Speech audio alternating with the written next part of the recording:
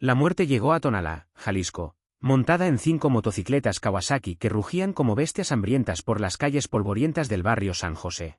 Era martes por la tarde y el sol caía implacable sobre las casas de adobe cuando los sicarios del cártel de Sinaloa se detuvieron frente al número 247 de la calle Emiliano Zapata. Ninguno de los 5 hombres sabía que acababan de llegar a la casa equivocada. Ninguno imaginaba que la anciana de 78 años que tejía tranquilamente en su mecedora detrás de esa puerta verde descascarada era María Elena Valencia Chávez, madre de Nemesio Oseguera Cervantes, mejor conocido como el Mencho, líder supremo del cártel Jalisco Nueva Generación. Javier, líder de la célula de extorsión, apagó su motocicleta y se quitó los lentes oscuros. A los 32 años llevaba 8 trabajando para el cártel de Sinaloa, especializándose en cobrar piso a comerciantes, transportistas y cualquiera que tuviera algo que quitar. Para él esta era una visita de rutina más. Sus 4 hombres se dispersaron estratégicamente. Carlos y Luis bloquearon las salidas de la cuadra, mientras Miguel y José flanquearon la casa. Era un protocolo perfecto para intimidar a civiles indefensos. Lo que no sabían era que desde hacía 3 días equipos de inteligencia del CJNG habían detectado movimientos sospechosos de células sinaloenses en territorio jalisciense, pero la información aún no había llegado a los niveles operativos de protección familiar. María Elena siguió tejiendo su rebozo morado ajena al peligro que se acercaba. A través de la ventana podía ver las sombras de los hombres moviéndose por su patio. Sus 78 años le habían enseñado a reconocer problemas y estos hombres olían a problemas grandes. «Señora», gritó Javier golpeando la puerta con el puño. «Abra, venimos a hablar con usted». María Elena dejó su tejido en el regazo y se levantó lentamente de la mecedora. Sus rodillas protestaron. La artritis la había estado molestando más últimamente, pero mantuvo la dignidad que había caracterizado toda su vida. «¿Quién es?», preguntó sin abrir la puerta. «Somos gente de negocios, señora. Necesitamos platicar con usted sobre el pago de piso de esta propiedad». María Elena frunció el ceño. Había escuchado historias sobre extorsionadores que cobraban piso por vivir en tu propia casa, pero nunca pensó que le pasaría a ella. Era una señora mayor que vivía de su pensión del IMSS y lo poco que ganaba haciendo costuras para las vecinas. «No debo dinero a nadie», respondió con firmeza. Javier perdió la paciencia. Con una patada reventó la cerradura vieja de la puerta y entró seguido por sus 4 hombres. María Elena retrocedió instintivamente hacia la pared, donde colgaba una fotografía de la Virgen de Guadalupe y otra imagen que los intrusos no notaron. Una foto familiar donde un joven de 25 años abrazaba a su madre en una celebración navideña de hacía décadas. «Mire, señora», dijo Javier con voz amenazante, «paga piso por vivir en territorio que ahora controla el cártel de Sinaloa. Son 3,000 pesos semanales». María Elena no podía creerlo. ¿Qué escuchaba? «Joven, yo recibo 2,800 pesos al mes de pensión. No tengo de dónde sacar esa cantidad». «Pues búsquele, señora, porque si no paga esta casita se va a quedar sin dueña», intervino Carlos. Un hombre de 26 años con tatuajes de calaveras en los brazos. María Elena los miró uno por uno. Eran jóvenes, probablemente de la edad de sus nietos. En sus ojos veía la dureza de quienes habían elegido el camino fácil del crimen, pero también detectaba inseguridad. Eran matones de bajo nivel, acostumbrados a intimidar comerciantes y trabajadores. No sabían cómo tratar con una abuela que los miraba sin miedo. «No les tengo miedo», dijo con calma. «He vivido 78 años y he visto cosas peores que ustedes». Luis se rió con crueldad. «¿En serio, abuelita? ¿Ha visto cómo quemamos casas con la gente adentro?» Fue en ese momento cuando María Elena cometió lo que parecía un error, pero que en realidad sellaría el destino de los 5 sicarios. «Mira, muchacho», les dijo con la autoridad natural de alguien que había criado 6 hijos en los barrios más duros de Guadalajara. «No sé quién te enseñó a faltarle el respeto a los mayores, pero tu mamá no te educó bien». Hizo una pausa enderezando la espalda. Yo crié a mis hijos para que respetaran a los ancianos, para que trabajaran honradamente, para que protegieran a la familia. Uno de mis hijos se convirtió en alguien muy poderoso, más poderoso de lo que ustedes pueden imaginar. Los sicarios se miraron entre sí con burla. Era típico de las víctimas de extorsión inventar conexiones familiares. Para asustarse. Ah, sí. ¿Y quién es su hijo, señora?, preguntó Javier con sarcasmo. ¿Un diputado, un empresario rico? María Elena los miró fijamente. Por primera vez en años sintió la tentación de revelar el nombre que podía cambiar todo, pero se contuvo. Nemesio le había dicho miles de veces que nunca, bajo ninguna circunstancia, mencionara su relación familiar. Es alguien que no les perdonaría que me faltaran el respeto, dijo simplemente. Miguel soltó una carcajada. Señora, no sabemos si su hijo sea Dios mismo, pero aquí el que manda es el cártel de Sinaloa. Tiene una semana para conseguir los 3,000 pesos. Y si no los tiene, entonces esta va a ser la última semana de su vida, amenazó José, un hombre de 29 años que había matado a 12 personas en los últimos 3 años. Los 5 sicarios salieron de la casa riéndose, convencidos de que habían encontrado otra víctima fácil. Montaron sus motocicletas y se alejaron, dejando atrás una puerta rota y una anciana que temblaba ligeramente. Pero María Elena no temblaba de miedo, temblaba de rabia. Esperó hasta que el rugido de las motocicletas se perdió en la distancia. Después caminó hacia su cuarto, donde guardaba en una caja de zapatos los pocos objetos valiosos que poseía. Entre ellos un teléfono celular que su hijo le había dado hacía 2 años con una instrucción muy específica. Mami. Este teléfono es solo para emergencias. Tiene un solo número guardado. Si alguna vez tiene problemas serios, marque el número y diga que es la mamá de Nemesio.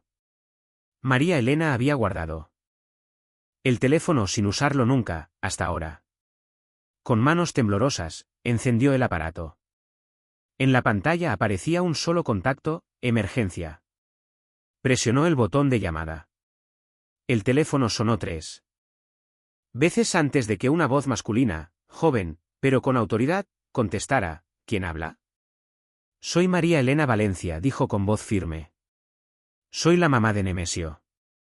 Hubo un silencio absoluto del otro lado de la línea. Después, la voz cambió completamente de tono. Doña María Elena, soy Ricardo Ruiz, jefe de seguridad del patrón. Está bien. Dijeron que eran del cártel de Sinaloa. Me amenazaron y me pidieron 3,000 pesos semanales. Rompieron mi puerta. Otro silencio. Pero este silencio era diferente. Era el silencio de la tormenta que se está gestando. Doña María Elena, ¿está herida? No, mijo, solo asustada. No se preocupe más, señora. Van a venir personas de nuestra confianza a cuidarla y vamos a encontrar a esos hombres. La voz de Ricardo había adquirido una frialdad que María Elena no había escuchado antes. Doña María Elena, ¿puede describirme a esos hombres? María Elena describió a cada uno de los 5 sicarios con la precisión de alguien que había criado 6 hijos y sabía observar a las personas, las motocicletas, la ropa, los tatuajes, las voces. Todo perfecto, señora. En 2 horas van a llegar nuestros muchachos a su casa. No abra la puerta a nadie más. ¿Van a lastimar a esos muchachos? Ricardo dudó un momento antes de responder. Señora, esos hombres cometieron el peor error de sus vidas.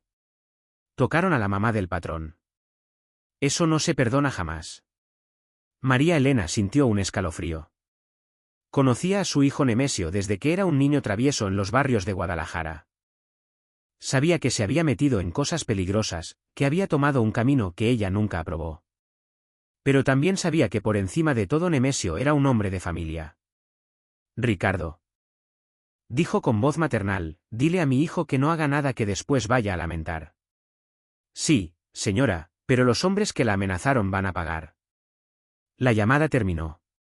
María Elena guardó el teléfono y se sentó nuevamente en su mecedora. Su mundo apacible de costuras y telenovelas acababa de colisionar con la realidad violenta que había tratado de mantener alejada durante años. A cientos de kilómetros de distancia, en una casa de seguridad en las montañas de Jalisco, Ricardo Ruiz colgó el teléfono y caminó rápidamente hacia una puerta blindada. Detrás de esa puerta estaba el hombre más buscado de México, su jefe, el hombre que había construido el cártel más violento y poderoso del país. «Patrón», dijo Ricardo después de tocar 3 veces. «Pase». Nemesio Oseguera. Cervantes, el Mencho, estaba sentado detrás de un escritorio de madera maciza, revisando reportes de operaciones. A los 56 años era un hombre de complexión robusta, mirada intensa y una tranquilidad que era más aterradora que cualquier grito. «¿Qué pasó, Ricardo?» «Patrón, tengo malas noticias». «Muy malas». El Mencho levantó la vista de sus documentos. Unos cabrones del cártel de Sinaloa fueron a extorsionar a doña María Elena. El silencio que siguió fue sepulcral. La pluma que el Mencho sostenía en la mano se partió por la presión. «¿Cómo dijiste?» 5 sicarios llegaron a casa de su mamá cobrando piso. La amenazaron con matarla si no pagaba 3,000 pesos semanales. El Mencho se levantó lentamente de su silla. Su rostro no mostraba emoción, pero Ricardo sabía que estaba presenciando el momento más peligroso en la historia del CJNG. ¿Lastimaron a mi madre? No, patrón, solo la amenazaron y rompieron su puerta. Activa el código familia, dijo el Mencho con voz que helaba la sangre. Quiero a todos los comandantes aquí en 2 horas y quiero encontrar a esos 5 cabrones antes del amanecer. El código familia era el protocolo más extremo del CJNG, reservado solo para amenazas directas contra la familia del Mencho. Su activación significaba que todos los recursos del cártel se concentrarían en un solo objetivo: venganza total. ¿Órdenes específicas, patrón?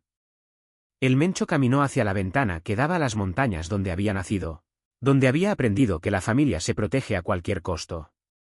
Los quiero vivos, Ricardo. Los 5 vivos. Para que aprendan lo que significa tocar a mi madre. Su voz era tranquila, pero en esa tranquilidad había una promesa de violencia que haría temblar a México entero. En Tonalá, María Elena siguió tejiendo su rebozo, sin saber que su llamada telefónica acababa de desatar la guerra más sangrienta entre los 2 cárteles más poderosos de México.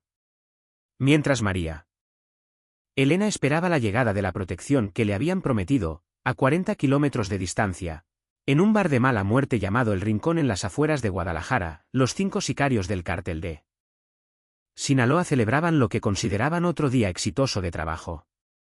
Javier levantó su cerveza Corona y brindó con sus compañeros. «Por otra vieja pendeja que va a pagar puntual», dijo riéndose. «Con esos 3,000 semanales ya completamos la cuota que nos pide el comandante».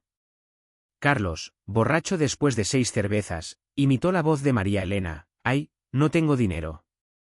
Soy una pobre ancianita». Todos estallaron en carcajadas. «¿Vieron cómo tembló cuando le dijimos que la íbamos a quemar?», comentó Luis mientras pedía otra ronda. «Estas viejas ricas siempre se hacen las pobres. Pero todas tienen dinero guardado debajo del colchón». Lo que ninguno de los 5 sabía era que sus nombres, descripción física y ubicación exacta ya habían sido transmitidos a través de una red de comunicación que abarcaba todo Jalisco. En menos de 2 horas, 200 operadores del CJNG habían recibido sus fotografías tomadas discretamente por halcones que trabajaban en el bar. Miguel sacó su celular para tomar una selfie con el grupo. «Para que el comandante vea que estamos trabajando duro», dijo.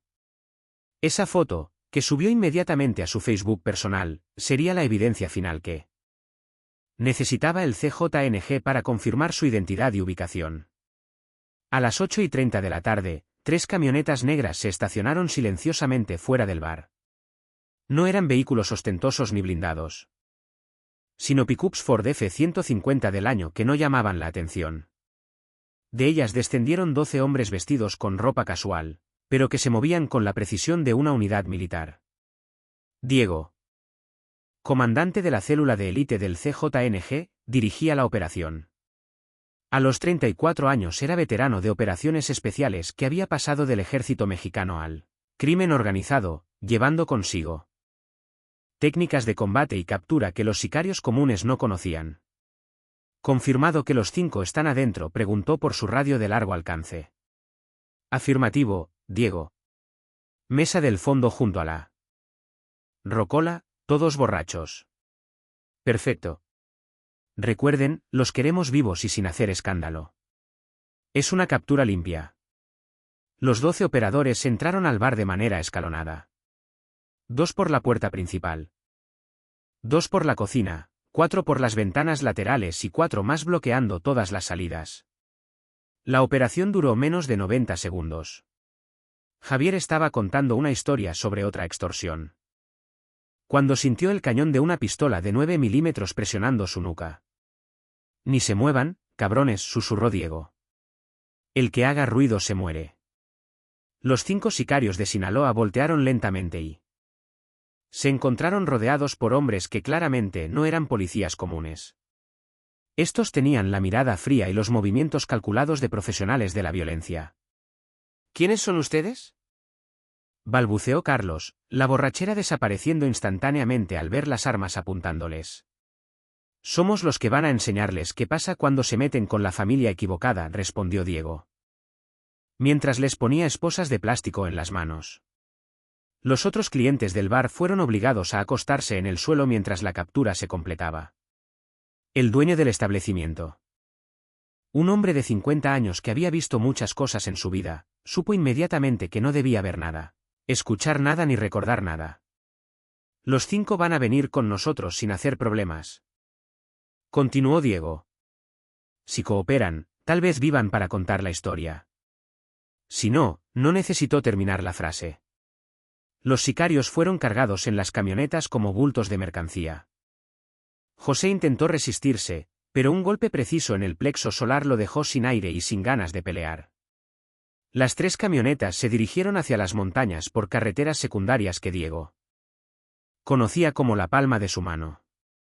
El destino era un rancho abandonado a 80 kilómetros de Guadalajara, un lugar que no aparecía en mapas y donde nadie haría preguntas sobre gritos en la noche.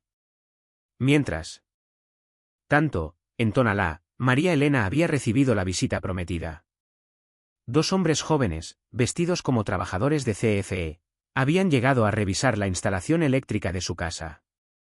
En realidad eran guardaespaldas de élite del CJNG, equipados con radios, armas cortas y órdenes específicas de proteger a la madre de su jefe con sus propias vidas si era necesario. Señora María Elena, le había dicho el mayor, presentándose como técnico supervisor, vamos a estar trabajando en la zona durante varios días. Si ve algo sospechoso, cualquier cosa, nos avisa inmediatamente. Le entregó un teléfono celular simple. Este aparato está conectado directo con nosotros. Solo presiona el botón rojo si tiene algún problema. María Elena aceptó el teléfono y la protección sin hacer preguntas. A los 78 años había aprendido que hay momentos en la vida donde es mejor no saber demasiados detalles. Los técnicos instalaron cámaras de seguridad, disfrazadas como medidores eléctricos en 3 postes de la cuadra. También colocaron sensores de movimiento que alertarían si alguien se acercaba a la casa durante la noche. A las 10 de la noche, mientras María Elena veía sus telenovelas, su teléfono de emergencia sonó. Doña María Elena, habla Ricardo. Sí, mi hijo. Señora, encontramos a los hombres que la amenazaron. Los 5. ¿Quiere que le digamos qué vamos a hacer con ellos? María Elena dudó. Una parte de ella quería justicia. Quería que esos hombres pagaran por haberla asustado y amenazado. Pero otra parte, la madre que había criado 6 hijos, sabía que la violencia solo genera más violencia. Mi hijo, yo solo quiero vivir en paz. Que no me vuelvan a molestar. No se preocupe, señora. Nunca más la van a molestar. Pero estos hombres tienen que aprender una lección. No los maten, Ricardo. Son jóvenes. Tal vez tienen familia. Hubo un silencio largo. Ricardo no esperaba esa respuesta de la madre del hombre más violento de México. Señora, ellos la amenazaron con matarla. Lo sé, mijo, pero matar no resuelve nada. Háganles entender que se equivocaron, pero no los maten. Ricardo no sabía qué decir. Las órdenes del Mencho habían sido claras: hacer sufrir a esos hombres como ejemplo para todo el cártel de Sinaloa. Pero la madre del jefe estaba pidiendo misericordia. Voy a hablar con el patrón, señora. Hazlo, mi hijo, y dile que su mamá le pide que no se convierta en el monstruo que sus enemigos dicen que es. La llamada terminó. En la casa de seguridad en las montañas, Ricardo caminó nerviosamente hacia la oficina de El Mencho. ¿Cómo le dices al hombre más temido de México que su madre quiere perdonar a los hombres que la amenazaron? Tocó la puerta 3 veces. Pase. El Mencho estaba de pie frente a una ventana, mirando hacia la oscuridad de las montañas. No se volteó cuando Ricardo entró. ¿Ya los tienen? Sí. Patrón, los 5 están en el rancho de la cuesta. Perfecto. Quiero que los mantengan vivos durante 3 días. Que cada día sea peor que el anterior. Después los cuelgan de un puente con un mensaje. Para el cártel de Sinaloa. Patrón. ¿Qué? Su mamá pidió que no los matáramos. El silencio que siguió fue tan profundo que Ricardo podía escuchar los latidos de su propio corazón. El Mencho se volteó lentamente. Su expresión era indescifrable. ¿Qué dijiste? Doña María Elena me pidió que le dijera que son jóvenes, que tal vez tienen familia, que los asustemos. Pero que no los matemos. El Mencho caminó hacia su escritorio y se sentó pesadamente. Por primera vez en años parecía inseguro sobre qué decisión tomar. Mi madre les tiene lástima a los cabrones. ¿Que la amenazaron? Sí, patrón. El Mencho se frotó la frente. Era el dilema más difícil de su carrera criminal. Obedecer a su madre o mantener su reputación de hombre implacable. Ricardo. ¿Tú qué harías? La pregunta sorprendió a Ricardo. El Mencho nunca pedía opiniones sobre decisiones de familia. Patrón, con todo respeto, doña María Elena es una señora muy sabia. Si ella pide ¿misericordia? Pero si no los matamos, el cártel de Sinaloa va a pensar que somos débiles. Van a creer que pueden tocar a mi familia sin consecuencias graves. Ricardo pensó cuidadosamente antes de responder. ¿Y si les enviamos un mensaje diferente, patrón? ¿Y si les demostramos que somos tan poderosos que podemos perdonar cuando queremos? El Mencho lo miró fijamente. Explícate. Los 5 cabrones van a regresar a Sinaloa sabiendo que tocaron a su mamá y que usted pudo haberlos matado, pero decidió no hacerlo. Van a saber que sus vidas dependieron de la misericordia de doña María Elena. Eso es un mensaje más poderoso que 5 cuerpos colgados. El Mencho reflexionó durante varios minutos. Ricardo no se atrevía a respirar mientras esperaba la decisión. Está bien. Dijo finalmente, pero van a recordar para siempre lo que pasó. ¿Órdenes específicas, patrón? El Mencho se levantó y caminó hacia una caja fuerte empotrada en la pared. La abrió y sacó una maleta llena de billetes. Lleva esto al rancho. Cada uno de esos 5 cabrones va a recibir 50,000 pesos en efectivo. Ricardo no entendía. Patrón. Van a entender que ese dinero es un regalo de mí madre. Van a saber que ella salvó sus vidas y van a cargar esa deuda moral para siempre. El Mencho regresó a su escritorio. Pero antes quiero que pasen 3 días en el rancho. 3 días pensando que van a morir. 3 días para entender el error que cometieron. El 4.º día les das el dinero y los dejas ir. Y el mensaje para el cártel de Sinaloa, el mensaje es que quien toque a mi madre está tocando al hombre que puede decidir entre la vida y la muerte. Que esta vez elegí vida porque mi madre me lo pidió. Pero que la próxima vez, tal vez no sea tan misericordioso. Ricardo sonrió. Era un plan perfecto, demostrar poder absoluto a través del perdón controlado. Una cosa más, Ricardo. Sí, patrón. Quiero que investiguen todo sobre esos 5. Sus familias, sus casas. Sus rutinas. Si alguna vez vuelven a pisar territorio de Jalisco, si alguna vez vuelven a molestar a civiles inocentes, los voy a encontrar sin importar dónde se escondan. ¿Entendido? Sí, patrón. ¿Y Ricardo? Sí. Doble seguridad para mi madre. Esto no debe volver a pasar jamás. En el rancho de la Cuesta, los 5 sicarios de Sinaloa pasaron la noche más larga de sus vidas. Sin saber que la anciana que habían amenazado acababa de salvar sus vidas con una sola petición de misericordia. Los 3 días más largos en la vida de los 5 sicarios del cártel de Sinaloa transcurrieron en una habitación sin ventanas del rancho de la Cuesta. El lugar olía a humedad, miedo y la certeza de que sus horas estaban contadas. Javier, amarrado a una silla de metal en el centro del cuarto, había perdido la cuenta de las veces que había rezado el Padre Nuestro. A los 32 años, después de 8 años en el negocio, nunca pensó que terminaría secuestrado por el cártel rival. ¿Qué más odiaba? ¿Por qué creen que nos tienen aquí?, susurró Carlos el segundo día, cuando los guardias les trajeron tortillas frías y agua. Porque somos de Sinaloa operando en Jalisco. Respondió Luis. Nos vieron como invasores. Pero Miguel había estado pensando en algo que lo inquietaba desde la captura. No, hermanos, esto es personal. Nos agarraron demasiado rápido con demasiada gente, como si fuéramos prioridad máxima. ¿Prioridad por qué?, preguntó José. ¿Por la vieja? Los 5 se quedaron en silencio, procesando las palabras de Miguel. ¿Cuál vieja?, dijo Javier, aunque en el fondo ya sabía la respuesta. La que fuimos a cobrarle piso. La señora María Elena. Algo tiene que no sabemos. El tercer día, Diego entró al cuarto acompañado por 2 de sus hombres.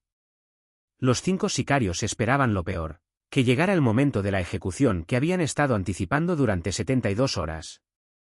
¿Alguno de ustedes sabe quién es María Elena Valencia?, preguntó Diego con voz tranquila.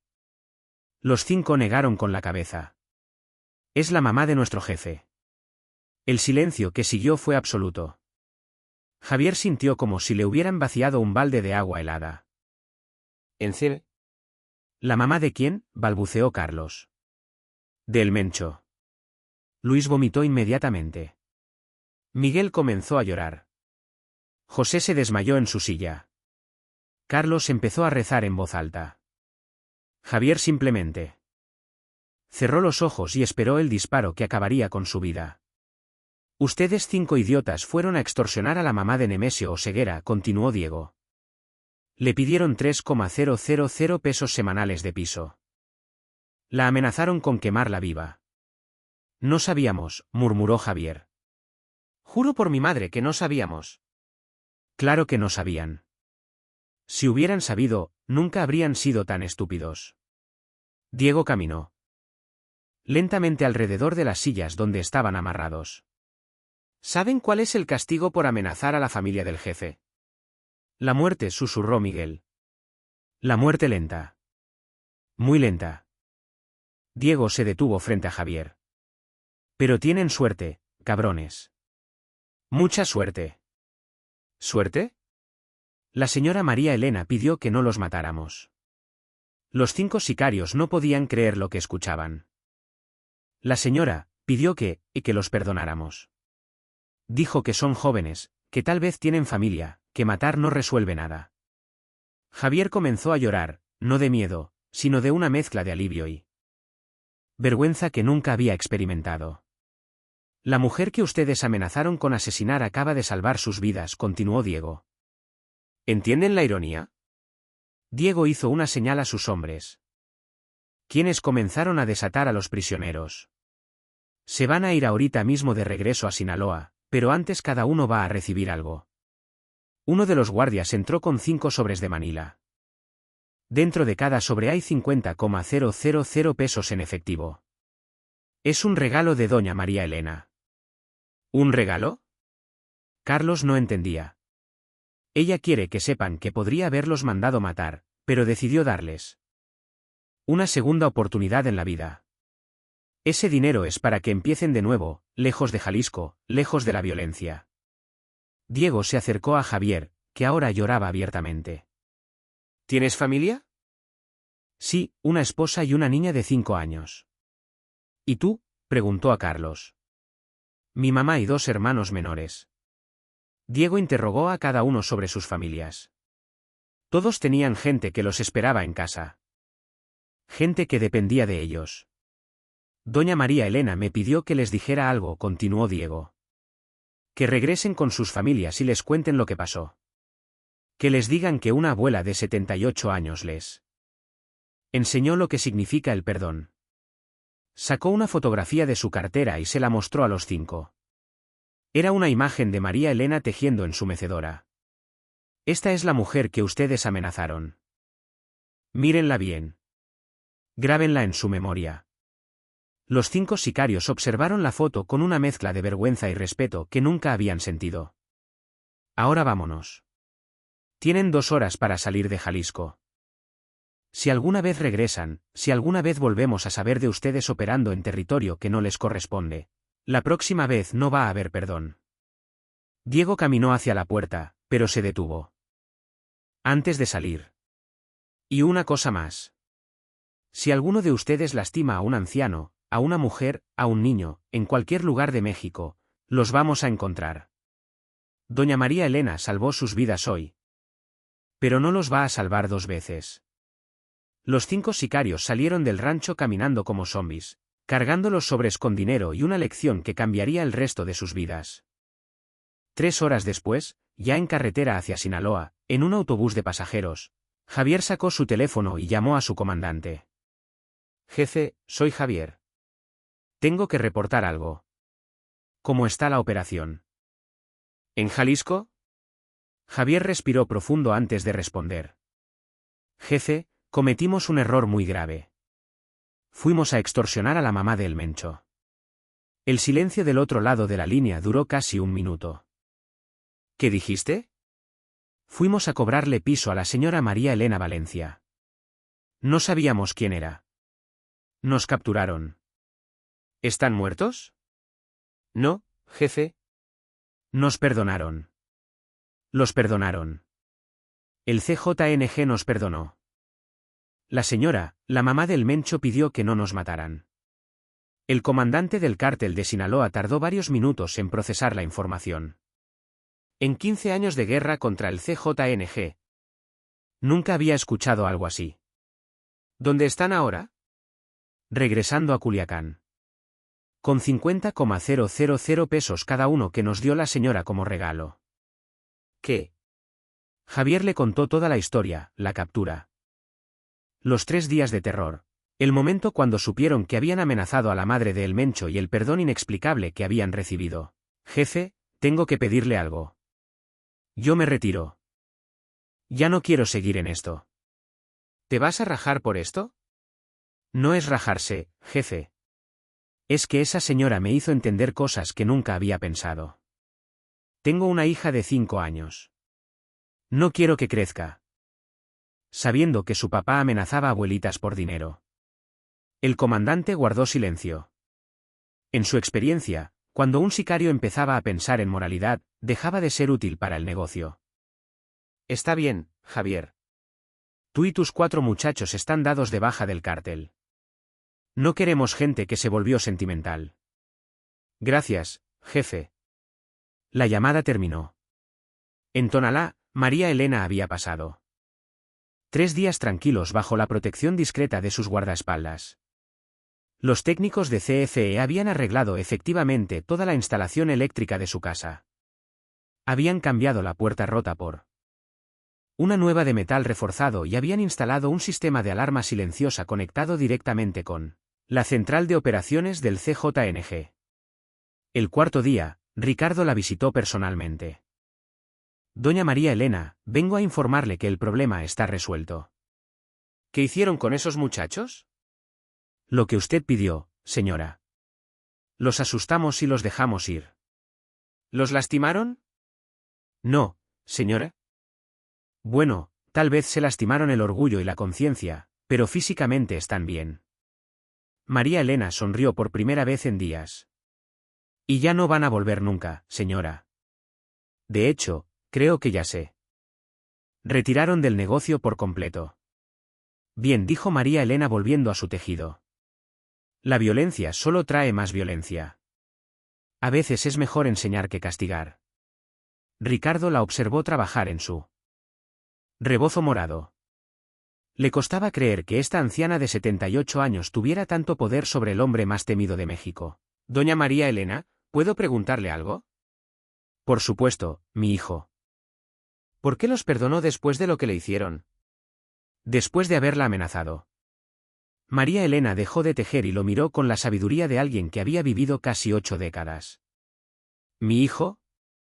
Cuando tienes 78 años y has criado 6 hijos, aprendes que la venganza es para los jóvenes. La sabiduría es para los viejos. Pero ellos no la conocían. No sabían que usted era. Precisamente por eso los perdoné. Si hubieran sabido quién era mi hijo, no me habrían tocado un pelo. Pero me amenazaron creyendo que era una viejita indefensa. Eso dice algo sobre la clase de hombres que eran. María Elena regresó a su tejido. Pero también dice algo sobre la clase de hombres que pueden llegar a ser si alguien les da una segunda oportunidad. Ricardo asintió. Aunque no estaba completamente convencido. ¿Y si regresan, y si no aprendieron la lección? María Elena sonrió tristemente. Entonces mi hijo hará lo que tenga que hacer. Pero yo prefiero darles la oportunidad de elegir el camino correcto. El patrón estuvo de acuerdo con su decisión. Mi hijo es un buen muchacho que se metió en cosas feas, pero nunca ha dejado de ser mi hijo. ¿Y los hijos obedecen a sus madres, no crees?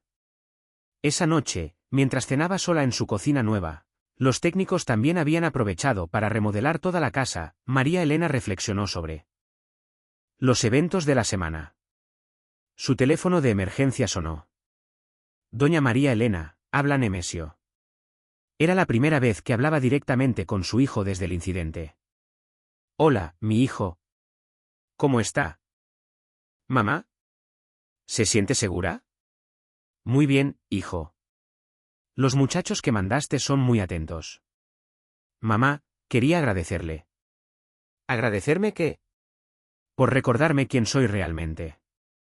Por recordarme que antes de ser jefe de cualquier cosa soy su hijo. María Elena sintió lágrimas en los ojos. Tú siempre vas a ser mi niño, Nemesio. Sin importar en qué te hayas convertido. 6 meses después del incidente que cambió 5 vidas para siempre, Javier, ahora conocido simplemente como Javier Jiménez, trabajaba como mecánico en un taller de su hermano en Mazatlán. Sus manos, que antes habían sostenido armas para amenazar inocentes, ahora reparaban motores y cambiaban llantas por un salario honesto.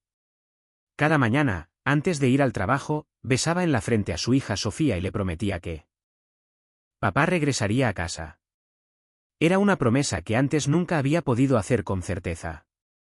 Papá, ¿por qué ya no tienes miedo?, le había preguntado la niña una tarde mientras jugaban en el parque. Javier se quedó pensativo antes de responder. Porque una abuelita muy sabia me enseñó que la vida es más bonita cuando no le haces daño a la gente. Los otros 4 ex sicarios habían tomado caminos similares.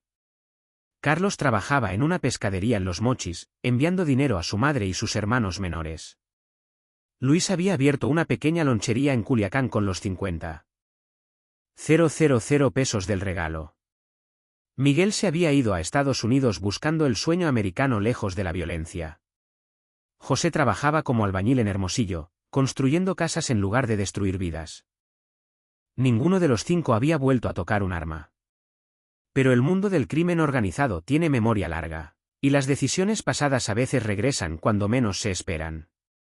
En una cantina de Culiacán, Francisco, un veterano sicario del cártel de Sinaloa con 20 años en el negocio, conversaba con su comandante sobre el incidente que había marcado un precedente peligroso. Jefe, decía Francisco mientras bebía su 7ª cerveza, lo que pasó con los muchachos de Javier nos está haciendo quedar como débiles. La gente dice que el CJNG puede hacer lo que quiera con nosotros. El comandante, conocido como el licenciado por su título en Derecho que había obtenido antes de meterse al narco, reflexionaba sobre el mismo problema desde hacía meses. El problema no es que los hayan perdonado, explicó el licenciado. El problema es que perdimos territorio y respeto. Jalisco ahora se ve más poderoso porque fueron capaces de mostrar misericordia. Entonces, ¿qué hacemos?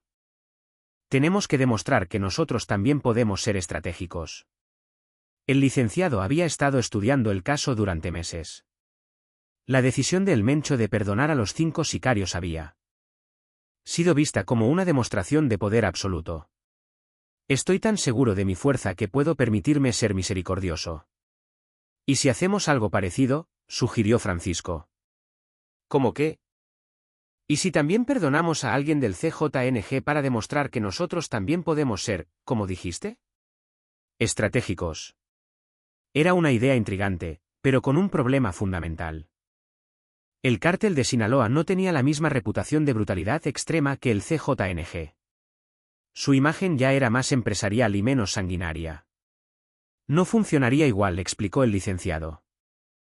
Nosotros perdemos poder si mostramos debilidad. El CJNG gana poder porque nadie espera misericordia de ellos. La conversación fue interrumpida por una llamada urgente. Uno de los informantes del cártel reportaba movimiento inusual en la frontera entre Sinaloa y Jalisco.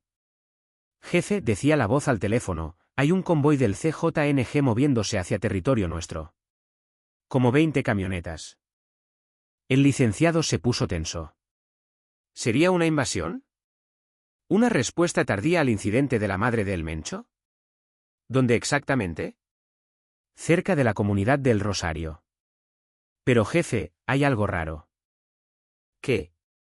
Van despacio, con las luces encendidas, como si quisieran que los veamos, y llevan banderas blancas en las antenas. El licenciado frunció el ceño. En 15 años de guerra contra el CJNG. Nunca había visto algo así. Banderas blancas. Sí, jefe. Como de tregua.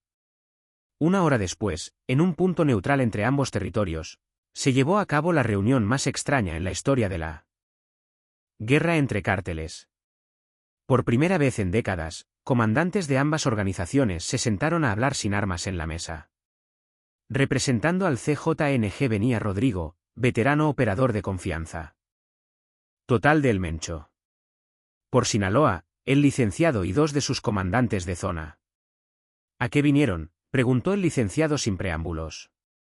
A proponer algo que nunca se ha hecho en este negocio. Respondió Rodrigo con calma. ¿Qué? Rodrigo sacó una fotografía de su chaqueta y la puso sobre la mesa de madera. Era la misma imagen de María Elena tejiendo que Diego había mostrado a los 5 sicarios meses atrás. Esta señora cambió algo en nuestro jefe. Algo que nunca habíamos visto. El licenciado estudió la fotografía. Era una anciana común trabajando en su casa, completamente ajena al poder que su perdón había desatado. Y mi jefe quiere proponer algo. Una tregua temporal en una zona específica. ¿Qué zona? Un corredor de 50 kilómetros alrededor de donde vive doña María Elena. Territorio neutral donde ninguno de los 2 cárteles opera. El licenciado no podía creer lo que escuchaba. Me están proponiendo crear una zona desmilitarizada por una señora de 78 años. Exactamente. ¿Por qué? Rodrigo se reclinó en su silla, eligiendo cuidadosamente sus palabras. Porque esa señora le demostró a mi jefe que hay formas de ser poderoso sin ser destructivo. Y él quiere honrar esa lección. La propuesta era revolucionaria. En la historia del narco mexicano nunca se había creado una zona neutral por razones humanitarias. ¿Y qué ganamos nosotros con eso?, preguntó el licenciado.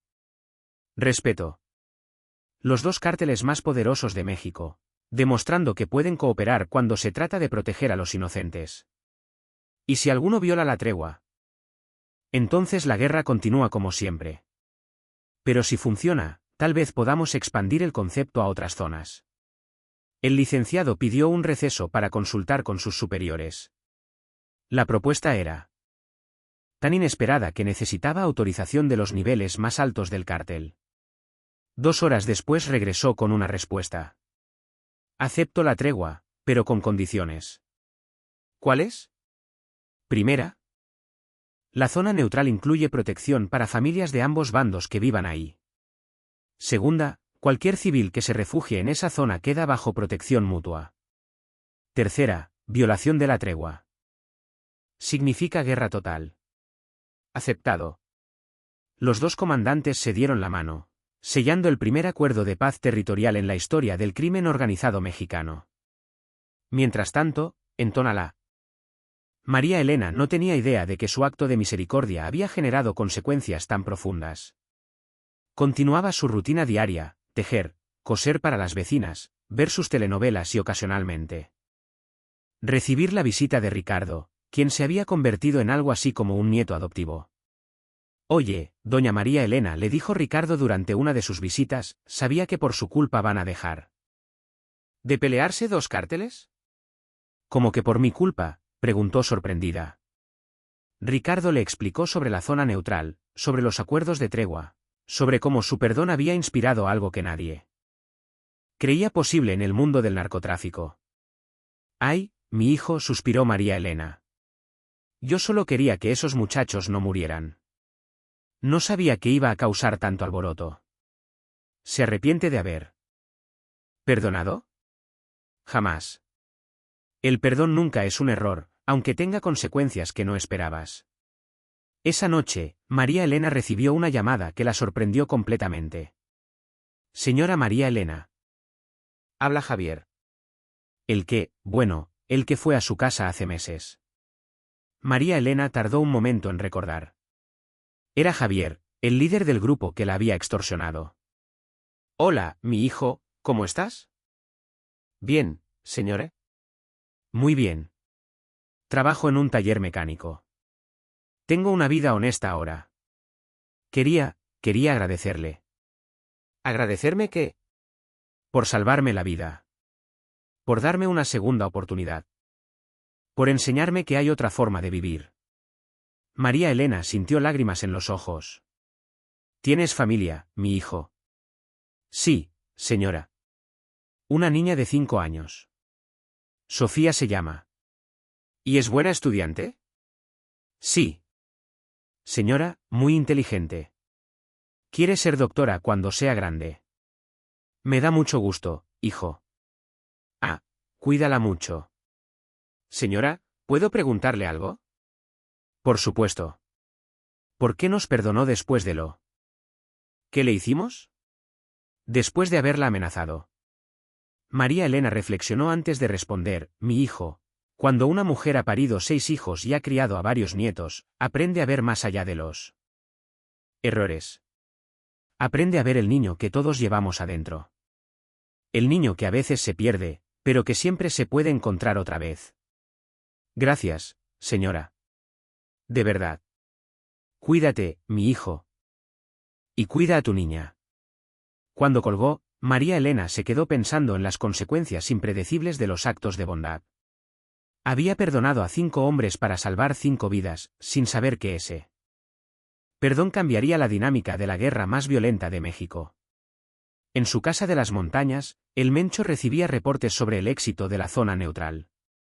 En 6 meses no había habido un solo incidente violento en el corredor de 50 kilómetros alrededor de la casa de su madre. Más importante aún, otras organizaciones criminales habían comenzado a estudiar el modelo Tonalá, como los analistas de seguridad habían bautizado la tregua territorial. ¿Cree que podamos expandir la zona neutral?, le preguntó Ricardo durante una de sus reuniones. Tal vez, respondió el Mencho, pero paso a paso. Mi madre me enseñó que los cambios grandes se construyen con decisiones pequeñas. Era la primera vez en años que el Mencho hablaba de construcción en lugar de destrucción. En Mazatlán. Javier terminó su día de trabajo y se dirigió a casa, donde su hija lo esperaba con la tarea de matemáticas. Mientras la ayudaba con los números, pensaba en cómo una anciana de 78 años había logrado lo que gobiernos y fuerzas armadas no habían podido: cambiar el corazón de hombres que parecían perdidos para siempre. Y en todo México, 5 familias dormían tranquilas, sabiendo que sus padres, hermanos e hijos habían encontrado una segunda oportunidad gracias a la sabiduría de una mujer que entendía que el verdadero poder no está en la venganza, sino en la capacidad de transformar vidas a través del perdón.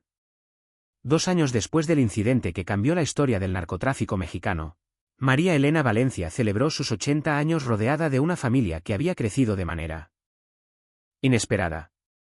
Su pequeña casa en Tonalá se llenó de voces, risas y el aroma de mole casero que ella misma había preparado. Estaban presentes sus hijos biológicos, sus nietos y también los nietos adoptivos que la vida le había regalado, Ricardo, quien había dejado el CJNG para estudiar enfermería y ahora trabajaba en una clínica comunitaria, los 2 exguardaespaldas que se habían convertido en técnicos electricistas reales, y por primera vez en 2 años. Javier había viajado desde Mazatlán con su hija Sofía, ahora de 7 años. Abuela María Elena, le dijo la niña usando el título que su padre le había enseñado, ¿es cierto que usted salvó la vida de mi papá? María Elena sonrió mientras acomodaba el cabello de la pequeña. Tu papá se salvó solito, mi hijita. Yo solo le recordé que tenía una niña hermosa esperándolo en casa. La zona neutral había funcionado más allá de las expectativas de todos. En 24 meses no solo había mantenido la paz entre los 2 cárteles más poderosos de México, sino que había comenzado a generar efectos secundarios positivos que nadie había anticipado. Los 50 kilómetros alrededor de la casa de María Elena se habían convertido en un corredor de desarrollo económico. Sin la presencia de actividad criminal, pequeños negocios habían comenzado a prosperar. Escuelas que habían cerrado por la violencia reabrieron sus puertas. Familias que habían huido regresaron a sus hogares. El modelo Tonalá, como lo conocían los expertos en seguridad, había sido estudiado por universidades de México y Estados Unidos. Sociólogos, psicólogos y especialistas en resolución de conflictos habían escrito papers académicos sobre el fenómeno de cómo un acto individual de perdón había generado cambios estructurales. Doña María Elena, le había dicho un reportero de Univisión durante una entrevista que ella aceptó a regañadientes. ¿Sabía usted que su historia está siendo estudiada en Harvard como un caso de transformación social? Ay, mi hijo. Había respondido con su humildad característica, yo solo hice lo que cualquier abuela haría, tratar de que unos muchachos perdidos encontraran el camino de regreso a casa. Durante la fiesta de cumpleaños llegó una visita inesperada que sorprendió a todos los presentes. Sagrada.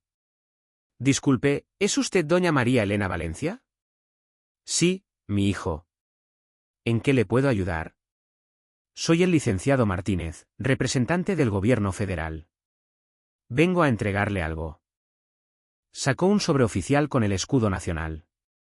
Por órdenes directas del presidente de la República, se le otorga la medalla al mérito ciudadano por su contribución excepcional a la paz social en México. María Elena tomó el sobre sin abrir, visiblemente incómoda con la atención. Mire, licenciado, yo no hice nada especial. Solo perdoné a unos muchachos que se habían equivocado. Señora. Ese perdón cambió la dinámica del conflicto más violento en la historia moderna de México. Su acción ha salvado cientos de vidas. Era cierto. Las estadísticas oficiales mostraban una reducción del 78% en homicidios relacionados con el crimen organizado en los estados de Jalisco, Sinaloa y las entidades fronterizas entre ambos territorios. Pero había una historia detrás de las cifras que pocas personas conocían. El verdadero impacto del perdón de María Elena no había sido solo la zona neutral, había sido el cambio gradual en la mentalidad de los líderes de ambas organizaciones. El Mencho, por primera vez en décadas, había comenzado a cuestionar si el poder absoluto requería violencia absoluta. En sus reuniones con comandantes había empezado a preguntar, ¿hay una manera de resolver esto sin matar a nadie? No se había vuelto pacifista de la noche a la mañana, pero había comenzado a explorar alternativas a la brutalidad como primera opción. Del lado del cártel de Sinaloa, el licenciado había implementado lo que internamente llamaban el protocolo abuela. Antes de autorizar violencia contra civiles, cualquier comandante debía preguntarse si la víctima podría ser la madre, abuela o tía de alguien más. Era un cambio sutil, pero significativo en organizaciones donde la vida humana había perdido valor. Durante la cena de cumpleaños, el teléfono de emergencia de María Elena sonó. Era una llamada que recibía cada pocos meses, siempre en fechas importantes. Mamá. Hola, Nemesio. Feliz cumpleaños, mamá. ¿Cómo se siente? Muy bien, mi hijo.